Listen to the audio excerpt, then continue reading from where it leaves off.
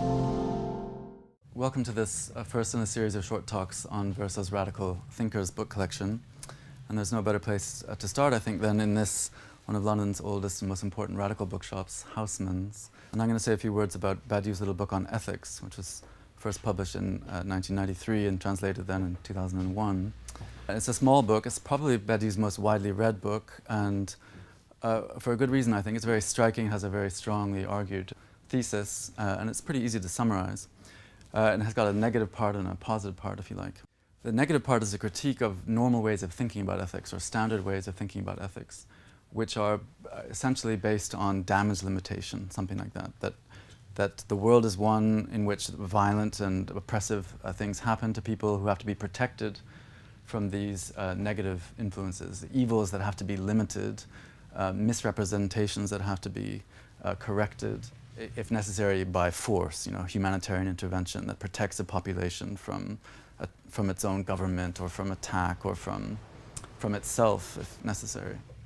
Badiou is very critical of this conception of things. It's not that he denies that people are vulnerable to evils, but this whole way of thinking, he says, has two major problems with it. One is that it conceals the real power relationships at stake, the forms, for example, of imperial power at work in any sort of humanitarian intervention.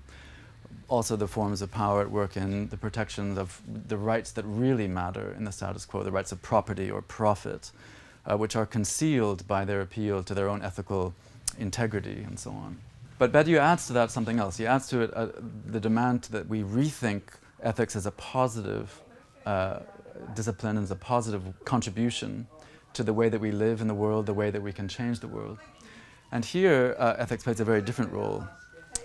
For one thing, it's a secondary issue and relative to a positive capacity that we have, not a way then of limiting violence or damage or misrepresentation, but on the contrary of encouraging us to keep going in the principles and commitments that we come to take up.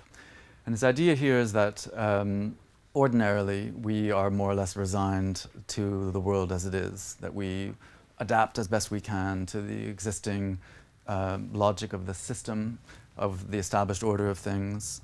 We get a job, we go through life as best we can, we get by. And what Badiou calls ethics is essentially the discipline and the resources that you need in order to resist those temptations to abandon or betray or give up on something.